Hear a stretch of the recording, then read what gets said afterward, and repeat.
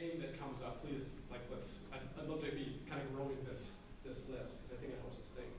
So that's kind of the framework of this. We'll just do learning sets, we'll just do games. I'm David Gagnon, sorry not to introduce myself, and I run a group called Field Day Lab.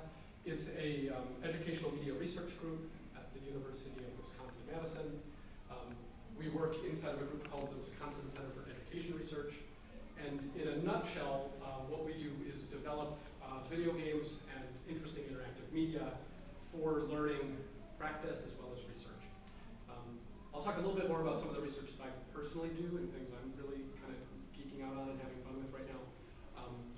But I would say the one hook you need to know about us is I'm part of a team of people that make real stuff and then study it every world. That's one thing important part.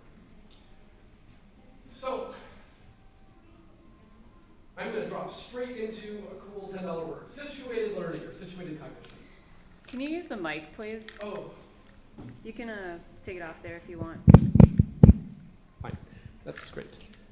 If there is one academic paper that you want to ever read in education theory, this really is the one. So this Braun, Collins, and Drugad paper, Situated Cognition and the Culture of Learning, is, I think, the pivotal kind of scholarly paper that allows us to understand learning science and why we'd be thinking about games in the beginning. And this theory, this notion of situated cognition, is one that you're going to find to be very, very, it's going to make sense right out of the gate, but it's fun to back into it kind of slowly. It starts with, that paper starts with this idea of language learning. And in another study that they cite, from '87, this idea comes up of how do we learn our first language?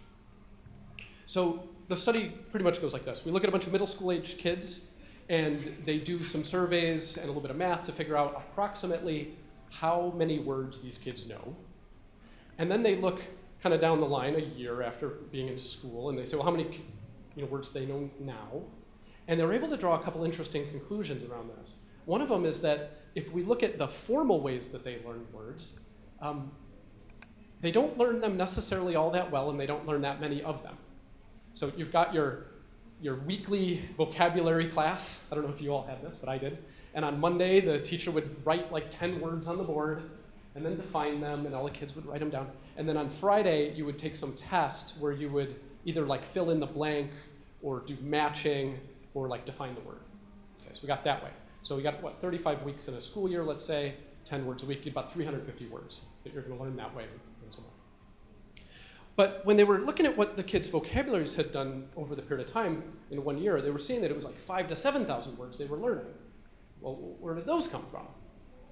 Well, TV, movies, talking with your friends, all these totally informal uses.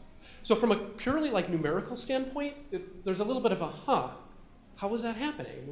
And what is the difference in the learning between those two? So they go on and they've got these really great little student quotes from that test that happens on Friday. And in this we get to see the kind of qualitative nature of how they learn those words. So this, for example, is a student's answer. Me and my parents correlate because without them I wouldn't be here. You can see the vocab word, and you can see how it's kind of correct, but wrong, right? Or this one. I was meticulous about falling off the cliff, right?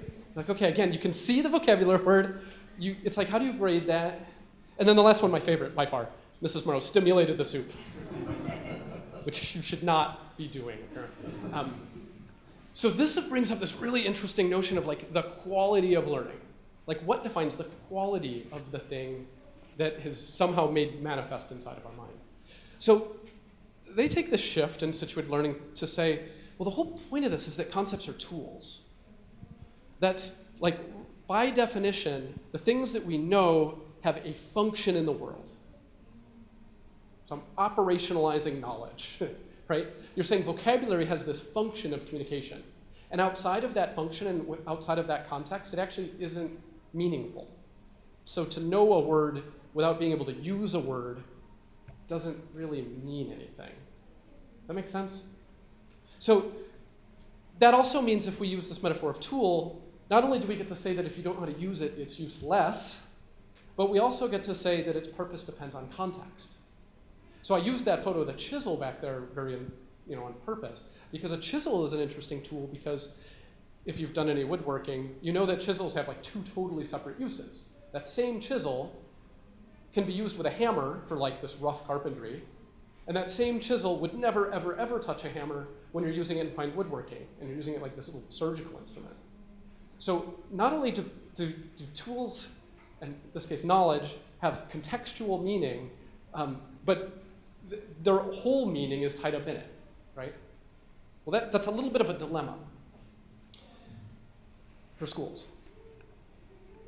What this generalizes to is this kind of simple, and I think easy to grasp idea that we all just have instinctually baked in, that learning is actually the product of at least these 3 things, but these are the most important ones.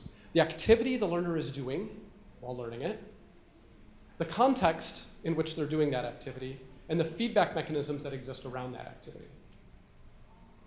Effectively, book smarts are different than street smarts. That's what we're saying. But we're saying it in a little fine-grained of a way. What I like about situated learning and situated cognition is they allow us to now hold a little bit of a rubric up against the learning environments that we do design and grade them. And I think these 3 words are easy to use as rubrics. So for example, let's look at this environment. Got this multi-million-dollar flight simulator.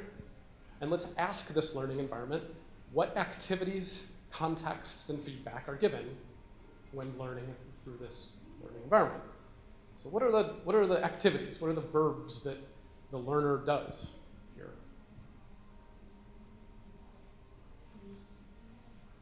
Is it read? Read. Yep, looking at the gauges, reading the gauges. Yep, I heard steer. Yep, that's like a physical activity. What other activities are they doing? Yeah, looking out the window, like looking at the environment that they're in.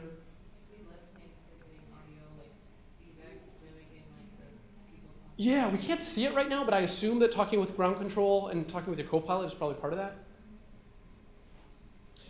What I find really interesting about this is the verbs that we mention when we're really honest and say, like, what happens in this learning environment, they're really tangible. They're like, we're literally talking about physical movements, things that you can do. The question you can ask is, like, if you were outside of this learning environment, you're looking at someone learning, like, how would you describe it? What verbs would come up in the sentences you write? Context. Well, context is really interesting here because at the level of a flight trainer, the context is like down to the very millimeter. Like that knob is here, not here, like it is in the other plane, right? Because that knob is here, not here for a reason that designers spent lots of time thinking about to make this the most intuitive interface for this environment. So knowing the exact physical context ends up being really important. But this other one, it gets really interesting, and this is the social cultural context. So if we think of the context of the pilot-co-pilot relationship, or the on the radio with ground control relationship, the way that context plays out is as accurate as you could also imagine to be in real life. Meaning, it's not, hey Joey, what do you think we should do? There's protocols for how you talk, right? And those protocols have been established. And the way that you talk with ground control is the same way. So everything about the context, both physical as well as social cultural, it's like what a pilot does, right? And the feedback is the same way, with one main exception. Yeah, someone giggled.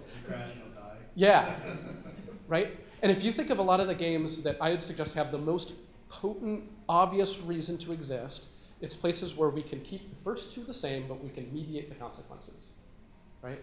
This is why games like Plague Inc. are so interesting. Because you're like, well, let's literally play around with the most effective ways to destroy the entire planet through a virus. And let's simulate it from all of those angles, because we can mediate the consequences. It's totally fake. Let's crash the plane and find out how and why it crashed that way. So mediating consequences ends up being a place that digital media has a lot of advantage. Okay, now let's compare it to this other learning environment. I've given this talk before, and I've had people raise their hands and say, I use that book. So I know this is a practicing book in certain flight schools. Let's ask it the same thing. This is a text. What activities is the learner doing while learning in this environment? Memorizing, okay. Yep. Reading. What'd you say? Yeah, like, Taking a nap. yeah, napping. Flipping pages. Highlighting, underlining. Okay.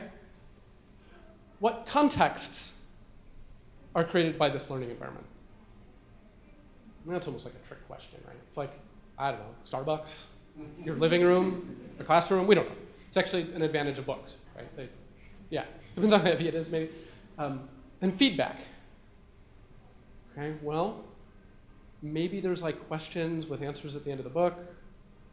If you want to get all abstract, maybe like you mentally form some picture and then on the next page it's a different picture, but that's reaching. But you get the idea, right?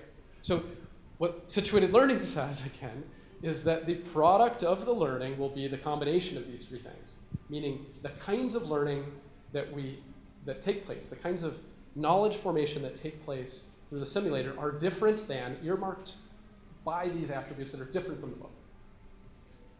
In case you're interested in that media debate, I'm falling heavily on the Cosmos side of that right now. Another one that I've done some work with is medical simulation. We have this really great project. I don't know if it comes up later, but we're working with EMTs and working in these simulation labs. They call them high-fidelity labs. And I can say, looking through the glass on the outside, the activities are exactly the kinds of things doctors perform. And they try to mimic it the whole way. Like I know at MATC or Madison College, they even have the EMTs start in the ambulance and actually pull the gurney out and like wheel it into the room because they feel like the whole experience is important to show up on scene and do the kind of actions. Obviously, the context is literally as much as money can buy, an exact replica of the ER room, right? That gadget over there is the exact gadget that will be over there in the real place, and that's important. Or again, to mention Madison College, like the environments that they create there, they even have props and such in them so that you can look over and find things like, I watched a simulation that had like a bottle of Jack Daniels on a cabinet over here and then like a bottle of pills over here, and you can imagine there's an interaction. There's these like contextual clues were a really big part of how it worked. And then the feedback again is, well, mediated.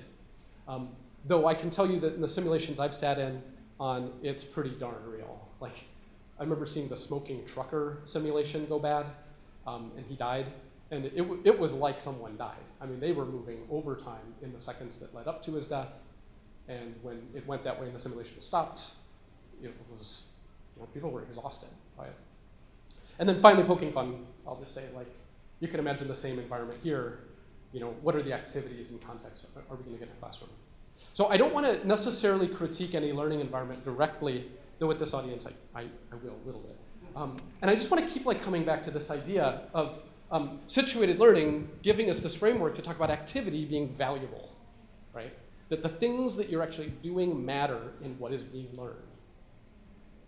And that's a big pain in the butt.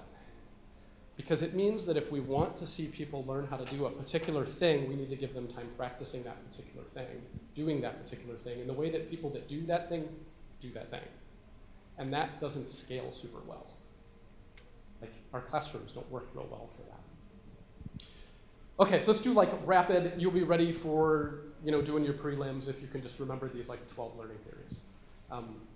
Like just rapid fire blasting through these, because I think these kind of key readings are going to set the stage for our analysis of games in a minute. Right out of the gate, this notion of embodied cognition. I'm quoting Mitch Nathan here, but let me give you, it's a bigger field than him by far.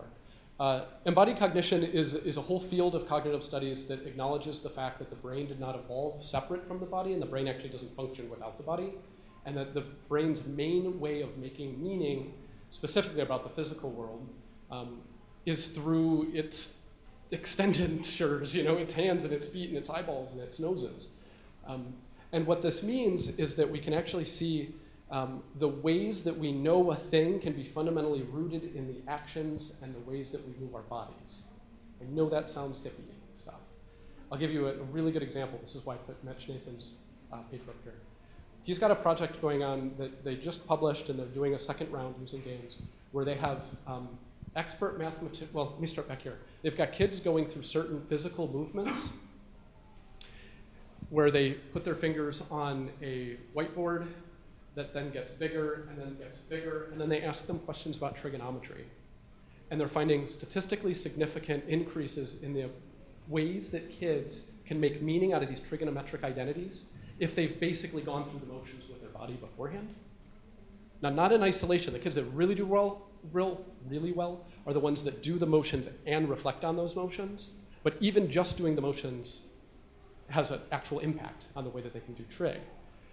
Where it gets weirder and creepier and more interesting is that he's also been able to prove that if you have experts and you watch the way they gesture when they talk about mathematical relationships, and you have other people learn those gestures, that we also see their scores go up in their ability to understand those mathematical relationships.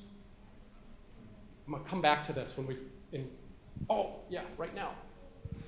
This is one of the first examples of what we can call distributed cognition, which is something that is supernatural, but I mean super normal, not like the vampire hunters. But for some reason, schools can't get their head around it. So in that thing, what we've just done is we've said cognition exists in gesture as much as symbol sets. So you know the way calculus has like a set of symbols that make up those relationships and understandings. Well, we can say that that is an example of distributed cognition. Those symbols themselves have meaning baked into them, embedded within them. I'm also saying those gestures have meaning embedded in them. And the larger kind of field around distributed cognition would say that this actually goes in a whole bunch of different directions.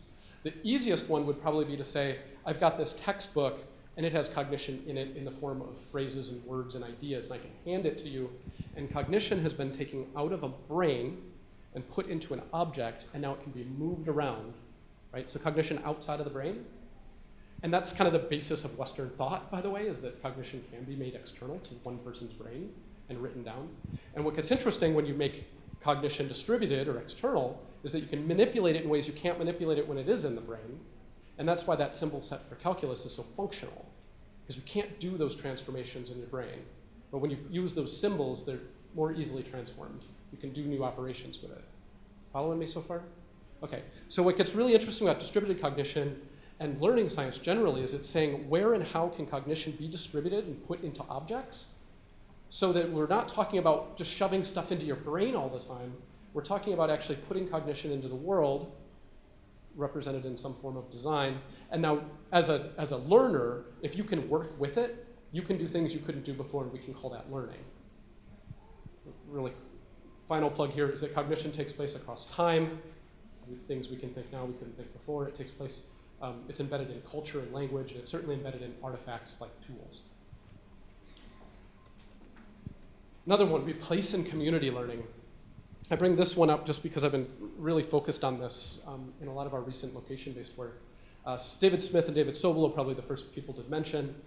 Place and community-based education is really centered around the idea that we can't leave your history and your community behind when we do education. That one of the fundamental ways that we make meaning out of all of the different domains and disciplines is when we acknowledge that you are part of a community and from a place and have a story, and you're dealing with actual local conflicts and interests. There's contested issues within your local place, art, history, culture, and that those things end up being onboards into all of the different domains. So these folks have built an entire framework of learning around this that really fits within that kind of social cultural notion of learning. We don't learn alone, we learn in community. We learn with each other through our interactions and relationships. One that you're probably pretty familiar with in one way or another is this idea of design and representation. And I mentioned Papert here because he was probably one of the clearest minds in this area. And the way that I would talk about this is that there is, like distributed cognition, there are certain ways that we can know and learn a thing only by making something and putting it into the world. So where we see the maker movement really kind of rooting their whole kind of psychological back end is really on a lot of the work that came out of Papert. So how do we make something to get it outside of ourselves as an actual intentional activity? You can imagine this coming up in school specifically around this notion of what they call meta-representational competencies. I've said that enough, it's rolling off the tongue. But what it means is that if I have to let's say I'm writing a report about the Boston Tea Party. And to write that report, I'm looking at a bunch of texts about the Boston Tea Party, and then I'm going to produce an essay that's also text about the Boston Tea Party. What design and representation gives us is a way to realize that the sheer fact that I'm representing my knowledge as a text, so that an essay is the media that I'm making, that alone says quite a bit about what I can know. So if I'm translating from text to text, there's a certain kind of cognitive activity that's taking place on that information. And if you were in a school like I was, we learned the write single phrases on Post-it notes method and shuffle individual ideas around, and basically you just were playing jigsaw with sentences. Now imagine if you told a kid, okay, you get to read those texts about the Boston Tea Party, but now I want you to make an RPG game about why and how that took place. So now we're shifting from one media to another, and we have to represent our thinking in a totally new media. And you see how that's a totally different challenge? The form of representation is making you think about systems and characters and narratives and conflicts just by its nature. So design and representation. A couple more here. Identity. I think I mentioned, yeah, Sherry Turkle here is one of the people, but there is a whole stream of learning scientists that are trying to understand the nature of the identities that we adopt for ourselves and how they influence learning and knowing, for that matter. Turkle is one of the people that plays with it in the digital media realm. The book that I'll mention from her is a slightly older one. It's called Life on the Screen. And the book really played around with the idea of how do people reframe their identities when they're in online spaces, and what are the results of that reframing of identities. I can say that there's been lots of research into what happens when you have kids start science class by putting on a lab coat and filling out a job application form and entering the identity or the role play of being a scientist versus not being the identity of a student. Narrative is certainly one of the closest ones for game designers and makers. And the piece that I'll mention here is from Jerome Bruner, though there's others. Bruner actually has a book that, I kid you not, the title is called The Narrative Construction of Reality. And what his big push, as a cognitive psychologist, cognitive scientist, I think he's in cognitive science, is that the fundamental way that the mind makes meaning about our experience is through narrativizing those experiences. So there's this word narrative that actually means you're gluing one experience to the other in order to create some sort of arc, some sort of meaning about it all. And you can imagine where this kind of research would go in storytelling and story kind of consumption as a way of understanding concepts that are just right outside of reach. I'm going to skip over that one and go straight to Coster. So the other one is just play. This is literature I'd really like to catch up with more, to tell you the truth, but there's definitely a whole cohort of people that specifically in young kids, kind of elementary school kids, are studying just the role of play. I mentioned this in that panel, but one of my favorite understandings of play is one where we're constantly seeking after pattern matching, really. So we've got this idea of building interest in play and being curious about a thing, but that next step after we have some sort of interest is when we start looking for the pattern in that thing. So Coster uses the example of tic-tac-toe as a game, and how tic-tac-toe becomes an interesting game until you figure out the pattern. And then your mind bores of it, and it moves on to looking for more complex patterns. So this idea of pattern discovery is something that I think is really compatible with where we'll go with educational games. But play as a fundamental thing. He's saying play and pattern matching are literally the same thing. If you watch kids play, this is my anecdotal understanding of this.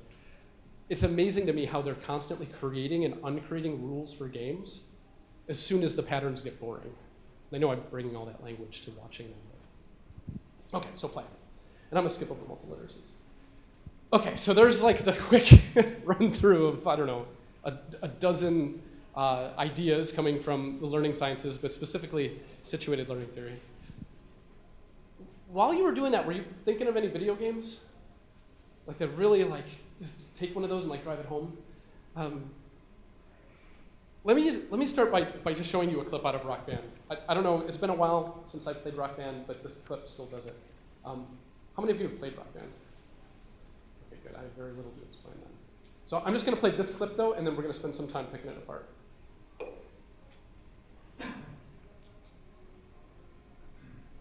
There's no audio.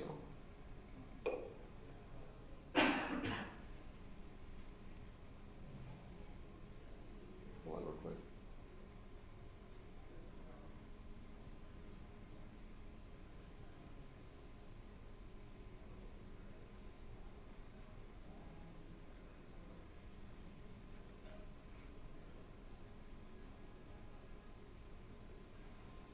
Because that is not going to work with that. That's so weird. Oh, well, I don't know if that. That was some audio. It's weird that I hear the other thing. You know, I'm just going to skip it because I think we'll have to in case of time. So we'll just get the visual part of it. We're going to end up seeing the song "Cult of Personality." That's actually not relevant, though it does start with this really great quote that says. What we have here is a failure to communicate or something along that line. Okay, so let's just like take a look at this. So we've got these folks showing up. And for folks that have played this, you know that we basically have 4 people in a room. As the music comes in, we've got these different notes that need to be hit to line right up with the music. In the background, we're seeing the scene of these people perform this music on stage. And even though everybody's kind of staying in their own lane, is these right now 3 different people, and now the singer coming in, you know, they're all performing the song together. And I'm sorry we can't hear it, because this game would suck if you couldn't hear it. Okay, so let's like pull back from this and like apply some learning science kind of critique to it. So right out of the gate, something that this game does incredibly well, and I think is probably at the center of its hook, is it does identity. Like, it's just totally getting you into the world of being a rock star. Like, that's the whole thing. In this game, we spend all this time up front, like getting into the limo. That's not accidental. Like, every second of that video cost, you know, money to make. Then watching the guys weld the stage up, all the roadies, then coming out on the stage and watching everybody, you know. The funny part about that is that everything about this design is trying to say, leave kind of yourself behind right now and come over here. Like we know that you're actually like just a bunch of nerds in a living room, but like no, like now, you know what I mean? Like you're this guy, and this guy rocks super hard, right? So like put on your jacket, there's a screen for that to pick your jacket, and then like come in and just be this, just own it. Like, you're the rock star.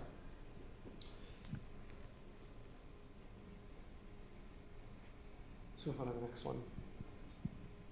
A bunch of big words here again. Multimodal, formative, domain-specific feedback. So I forgot the count. At one point I went through and counted all the modes of feedback that were happening in this game, but it's like a dozen or more. So we've got these little things like the really short-term feedback is every time you hit a note correctly, it like bursts into flames. I forgot what it does actually when you don't hit a note. In this clip, everybody just nails it all the time. But there's this visual input that's happening right now for your feedback of how you're performing. And then there's also like this multiplier that's happening down here, and this all has to do with consistency. Like how many notes have you hit in a row? And then you've got this like team-related stuff, and then all these kind of together feed into this like group amplifier, and then this group score and related stars. And I think the stars are just a function of your score. But all that's the visual stuff, and I would suggest not what matters. The part that matters the most is the music. It's a game about music, and you're rewarded with music. You've got this big rock track playing, and if you miss the kick drum, when it's time to hit the kick drum, the whole bar of drums drops out of the music. It's horrible. It's like, you know what I mean? You're like hearing the song, or if you're on the guitar, you get this kind of like sound instead of that bar of music. This is domain-specific feedback. They're rewarding music performance in the domain of music. Okay, so here's the mini soapbox that I'd go on around games versus gamification, because this is the moment. Games and gamification are not the same thing. And I say that in the authority of a game designer. That's all I got. In A game, we have domain-specific context, verbs, and feedback. You're banging on real drums. Your input is going into the system, and real music is coming out of the end. You are rewarded for music performance with music. In gamification, you put in performance, such as banging on drums, and an arbitrary, easily measured feedback comes back to you, like a number or a badge, right? And there's no connection between the domain in which performance is happening and feedback is happening. So if we dial that back a little bit, what we realize is that games, or the idea of gamification has been around a long time, and that schools gamified themselves ever since they've existed, basically. Schools have fundamentally gamified their entire feedback structure, for all the big meaningful ones, in that you can write an essay about, I don't know, feminist literature in the 18th century, and the performance is scholarship, and the performance is writing, and in response, someone can give you a 83. And you have to ask the question, what the fuck is an 83? I'm talking about big ideas, and you're talking about numbers. That's gamification, right? I'm actually saying, what would it look like if we stopped gamifying school and started actually rewarding music with music and math with math, or math with the kinds of things that math can do, and science with science, and history with history? Like, what would that school look like? I don't know. But I know that building games is helping me explore that. So that's the domain-specific feedback notion. And I'd be really curious to challenge all of our educators to think, how do we start creating more authentic domain-specific feedback instead of this numerical, gamified stars and numbers system? Okay, another one, just on trivial collaboration. World of Warcraft was probably the first time I personally encountered this, because I don't like multiplayer games, just personally. It's not where I naturally go. And this was one of the first times that I was in a situation where I couldn't progress in the game because the challenge was so big that if I went after that monster myself, I would just get squished like a little bug. And World of Warcraft is one of the many, many games that really get non-trivial collaboration correct. Right? They create situations that are so big and so complicated that there's no way that you could do it without collaborating. What gets really interesting is when you see game systems that even start to up the ante around how that collaboration takes place. So I love, for example, that World of Warcraft has some just basic understanding of tools around forming teams and raids. And I feel like I really need to catch up with all the things that have happened in EVE Online and some of these others. But we've actually created problems that are so hard and so compelling that even outside of the game, players will organize themselves, develop strategies, critique each other's strategies, publish new versions of those strategies, because they've made genuine collaboration. I don't know, you've all been in school too, so I can say this is one of those places where I would love to see us as educators, specifically in K-12, come up with really good designs for how collaboration can take place. And I think we've got a lot to learn from video games. Kerbal is a game that I'm still geeking out on. I don't know if you're playing this or know this game or not. But this is one of my favorite games around the idea of failure in light of problem solving. So if you played this, do you know what this is? Come next. So I'm going to butcher the description a little bit. In Kerbal, you imagine that you were in charge of minions, like those little guys, the kind of pill-shaped. And they were going to start a space program, and you started with very simple equipment, like a single solid rocket booster and a little capsule you can put one of your minions in, and then you basically light the fuse, and it goes up and it crashes. And that guy dies.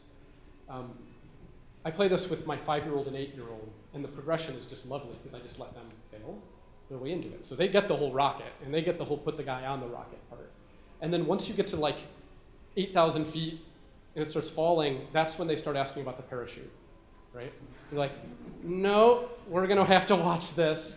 Kapow. Then we go back to the drawing board. This time we put the parachute on top. We shoot that up. We learn about the parachute.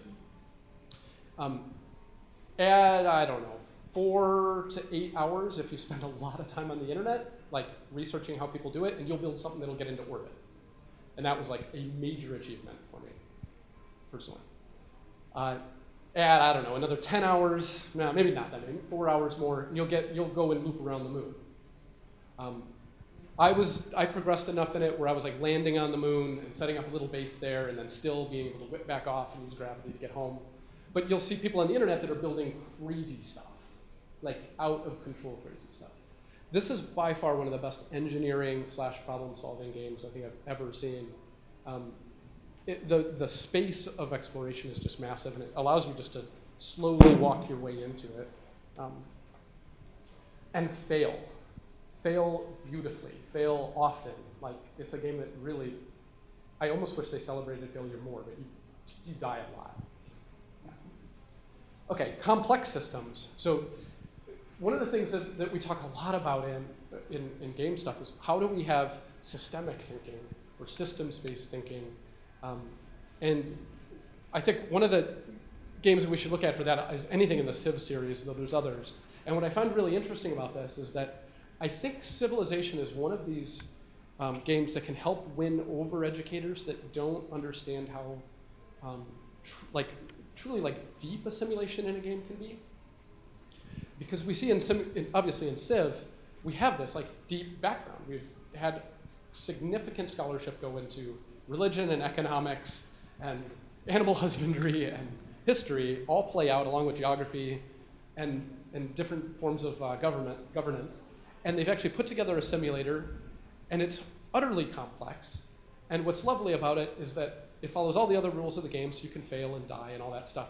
But it also just gives you a really great interface to something that's totally complicated. Like if you would expose the simulator under this thing, you could imagine this switchboard full of like knobs and levers. Like just the simulator of the system would be a horrible experience. But the game, it unfolds it for us. And it gives us an interface to something that's totally complicated at the pace that we're able to get at it. So I think we'll come back around to this later, but part of what's so interesting about a game as a complex system, not only is that it can do it, but it can actually expose that system to a player in a way that's meaningful, instead of just being an overwhelming panel of inputs and outputs. From a narrative standpoint, I think Firewatch is probably one of my favorites recently. I feel like I've been struggling with the idea that a lot of our work has to do around stories in games, and it's been challenging work. And when I've worked with other writers and artists, it's been a little hard, actually, to show them examples of really well-written games. And this was one of the first ones that I personally experienced that I've been really excited about. If you haven't played Firewatch, I'm not going to give too big of a spoiler, but basically you're someone who is going through like a rough time, like a divorce, and you're like out in the wilderness of Montana or Colorado or something, just trying to like get away from it all. And due to a relationship that you have there with your boss, it's kind of a self-discovery, meaning-making process for this person going through a really rough time. So it ends up being this like solid 3-hour story that you get to inhabit, and then it ends, which I just love. I'm gonna use Zelda for this example, and this is gonna kind of connect back to Civ. In Zelda, we see this great ability for us to create kind of limited and meaningful choice. We could talk about choice in terms of consequence, but I'm actually going to not go there and instead talk about choice in terms of how do we make the choices that we present players meaningful. And when we take up that lens, one of the things that we have to do is like not overwhelm players. So what Zelda does that's so great, if you played any of these, except for the newest one, is it generally holds the format of put you in a really cool environment and then let you bump up to the edge of it, or like some boundary, some barrier. And then after you are right at the edge of just totally going bonkers nuts because you can't figure out how to get out and keep exploring, they like give you a tool, right? You like get that tool and you're like, oh, that's what those hooks on the ceiling are for. And now you've got the tool to use those hooks and you find, you can get to go somewhere new and continue exploring. And the way they do this is just so beautiful because it ends up constantly being a sense of an expanding world that you're in. And they're always giving you new tools that you want, right? So when you get that grappling hook, you're almost immediately saying, I know exactly where the 3 spots I'm going to go use that thing are because I've been seeing these things that I couldn't explain. So I compare this to the way that we often think about kind of curriculum design, where it's more like It's more like if Zelda started and that screen was just like totally filled out. Was it Hunger Games? Yeah, Hunger Games is the one where you like come up and there's like a pile of tools in the middle and you just like run at them. It feels like this is often the design strategy we use for school, which is like, okay, I'm gonna give you every tool you're gonna need for the first 12 years of your career right now. And I know you haven't practiced or needed any of them before, but I'm just gonna give them all to you because it's gonna come up and you're gonna remember today when it does, right? And then you like send them off. And if you can imagine Zelda like this, if like level 1, you know, you just had everything in there, I doubt you ever would figure out how to use that first tool. It would just be too complex of a space. So we give you actual meaningful choice. By the time you have 4 choices here, you know kind of when to use all of those. Your choices are expanding, but they're only expanding at the rate that they're meaningful to you. Does that make sense? So to like graph that, I think it's this. You've got this notion between too many tools before there's desire, they're just overwhelmed. Too much desire without enough tools is frustrated. And Zelda, I would suggest all of them do a pretty decent job walking this line towards complexity.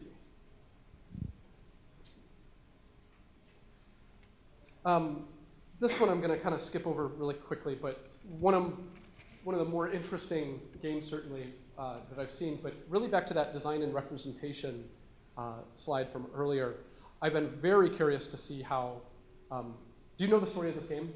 I'm sorry. No? Okay, really quickly. That Dragon Cancer was developed by an indie designer or an indie game developer whose, I think, 6-month son when it starts was diagnosed with terminal brain cancer. And the game is a set of moments with his son as he's getting kind of sicker and then better and then sicker, for the game designer to kind of let players inhabit those moments and kind of get to know him and his son and their family and what that struggle is like. So the game is fantastic. When I put on the lens of the game maker, it becomes brilliant though. Because through the lens of the game maker, it was games as a representational form to really think about what it means to inhabit a moment or inhabit a memory or inhabit a conflict and then get it into the world for others to share. So this idea of like game making as meaning making, well, as you'll see, we do some work with that. You should get this game right away, that's awesome. Okay, so I'm gonna show you like just a few really quick projects and then probably wrap up. But actually, before I even get into that, are there questions that are bubbling up right now or games that you feel like you want to throw into this mix from learning science or from just kind of games that illustrate really good learning? You having some big thoughts that you want to get out of your head?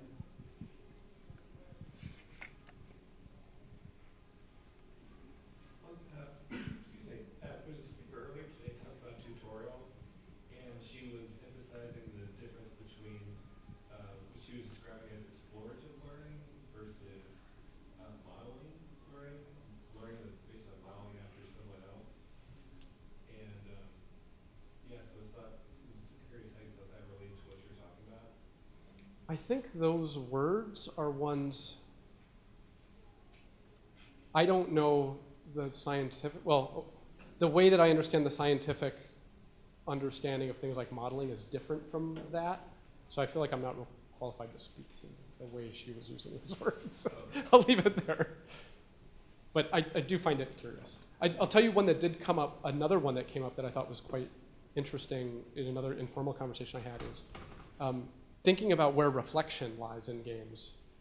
As we know that there's these modes, or I would think of it as a lot of these situated kind of action-oriented things, and like where's that other time where we stop and reflect and make meaning around it? So I feel like that question is kind of burned into my head a little bit around this interplay between action and reflection and where I'm seeing people study that in games, and I'm not sure I am yet. Like it's almost like downtime from a game. Does the game provide downtime within it? So, any other thoughts or? Yeah. One of the things that's interesting about tutorials is in a game that we worked on, in a game that we worked on, the tutorial became incredibly important because people were getting frustrated very quickly. I mean, one of the things about games is that you do have to learn how to play them. I mean, that's one of the things that Zelda teaches you how to play it to a certain extent, and then gives you the tool to do it at the right moment in time. And it's one of the reasons why they're so powerful as potential learning activities, is because the degree to which what you're supposed to learn is the same thing as learning to play the game brings those things together if and when they can. So the idea of either vicarious learning of just showing somebody how to do something as opposed to letting them actually explore and learn it themselves means that they're actually learning the goal. You can also imagine, I'll leave it. I think that's a great thought. Let me show you a couple really quick things. We'll talk a little bit about directions that I think we should be going next. This is one thing to mention. This is a project we did called the Yard Games. And this was a really unique challenge because as I spent more time working with teachers, I learned that they did not want their $3 million games in their classroom. The reasons they didn't want the $3 million games in their classroom were, one, because classes you only get about 40 minutes of usable time, so dedicating 18 to 28 hours to play Kerbal was just not going to happen, period. Like, not compatible. The other one that we learned is that they needed to play on anything, specifically Chromebooks. It's like your toaster needs to be able to play this game with no installs. At the same time, they wanted to have things that, that were bigger than what they would think of as like a quiz system with high production, right? There's a lot of things on the internet that really are just like quizzes, or they're like there's something with a big next button that says like next and then another animation plays, and they knew they wanted something more than that. So we did a really fun project, and we wanted to see, could we create a bunch of games really quickly that were really inexpensive to make, that were relatively short to play, but leveraged all this learning theory I just talked about at the same time. And if quizzes are over here and civilization is over here, then what we wanted to do is find the line where we were taking advantage of all learning science. So we drew the line at simulations. So we wanted things that had a real simulator, like games that had a real simulator inside of them, instead of something that was kind of on rails. So that was our challenge. Can we make games that have simulators at their core, and how quickly can we do them? So we ended up making 9 in the first round. We've made 3 since then, and they're working really well. We're at a spot right now where we're going to be coming up on about 1 million plays a year for these. So it's actually started to become a bit of a platform now for us to do all kinds of really awesome research, because we're collecting so much information about who and how people are playing these games that we're actually able to go back to the literature and develop what we're calling learning progressions across the ways people understand these different scientific concepts. We're also hoping, and I don't know how we're going to get from here to there, but as we find out that these are good and that they invoke a sense of curiosity and they keep kids in an active role, I want to make more of them, and I want to make them for free.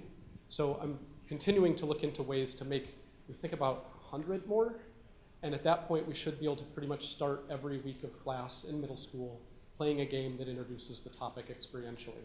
And I just really want to see that in the world and in all languages. So this is something I'm writing lots of grants for and coming up with strategic ways to get students involved and other folks to figure out methods for creating high quality learning science inspired games that are little instead of big. Another place I'll go really quickly is around our work with augmented reality and location-based games. I was really inspired by place and community-based methods to learning. I don't have enough time to show you the whole experience here, but imagine an authoring tool for Pokemon Go with a lot more narrative and character development. So basically you can create these experiences that are map-based, and in this case unfolding a narrative about a protest that took place, meeting the different characters involved, and the player can take on various roles within that as the designer wants. And we do these augmented reality moments where we end up superimposing these moments from another era or these fictitious moments inside of the environment that someone is in when they're playing. That tool, it's called Eris. It's free and open to use. It's at erisgames.org. And at this point, I think there's about 60,000 yearly users, so it's not a huge platform. But we love how it's getting used, in that it's been a lot of museums and a lot of kids that are making these games. So it's kids making games about their communities and histories as a way of understanding those things. So we've got an initiative with the state of Wisconsin where we'll be having kids not write essays, but create games at the end of their 7th grade history unit. I'll play you this quick video. We've also been doing a lot of work with museums. This is one of my more favorite ones. The prompt for this was, what if we took embodied cognition and built video games around it, and we had enough money to fabricate real places? Oh, you're not going to be able to hear the audio again. Let me just say, there's cute music. Kids are saying how awesome everything is. That thing's really loud and shakes the whole room when you plunge on it. Yeah, man. You can hear me when I like change the volume. It's just, I don't know. So what we were able to do is actually fabricate an iron mine, a fur trading post, and a sod house, wire them full of sensors, make those interfaces to the mobile game, and then create a bunch of like theatrical controls and such in the environment. So instead of learning about iron mining by me telling you what iron mining was like, you put on a helmet, you scan a QR code and see an augmented reality view of your foreman, and you find out that your job is to try to survive life as an iron miner, coming from an immigrant from Sweden. And then you go into a 5,000 square foot iron mine, and you drill great big holes into the wall, and you load the wall full of dynamite and plunge, and suffer the consequences for not doing those things correctly. So for example, our learning goals were that we wanted to know that iron mining was dangerous and tedious work. So we wanted to create a physical experience of what that meant. And it aligns with curriculum and that kind of stuff. The next step is that we're really curious about having kids be able to remix this game, because it is available in an authoring tool that they have access to. And technically, they can get all the sensor inputs as well. So we're really curious about what that next iteration is. The augmented reality version of this launched about 2 weeks ago, kind of in a soft form. And we're just starting to get information about that. But we added Depression and World War II to it. Another place we're doing research is around field work as a game. So it's kind of back to Pokemon Go, actually. Years back, we designed a couple games that really were about getting out into the world and observing things, and then creating mechanisms for people to want to go a little deeper, or go a little farther, or seek out things that were a little more rare. And we created this platform called Sifter, and Sifter is basically an engine for creating citizen science projects. And we're really excited right now because we've got a new version of it that is coming out here in just a few months. Again, it's a free and open platform.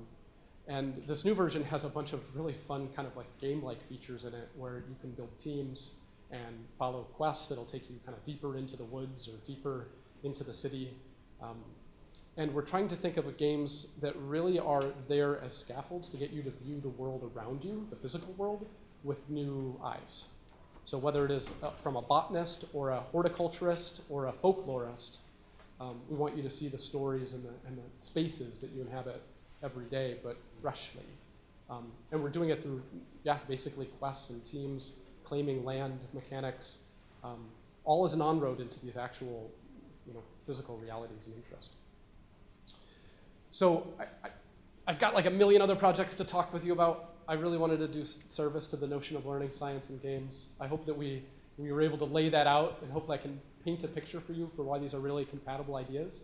I think if there's any one message or one kind of mentioned why statement is that I think collectively here, the storytellers and the architects and the engineers among us who know how to build stuff in this media, I really want to be building things that are worth building. And my prompt or my question or my challenge, I think, to this entire community is, can we really embrace the kinds of good that we can do with these media?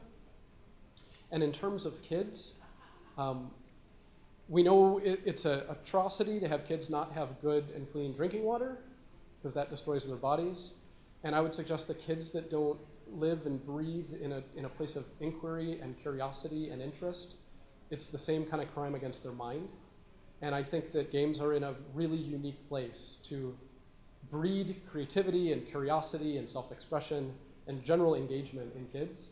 And it's literally our responsibility to use them to infiltrate schools, to have those little moments of that. So I really want to see that world exist where we've got games that unlock imaginations and interests, and every kid playing them all the time. It's cool. So that's it. Thank you. Thanks.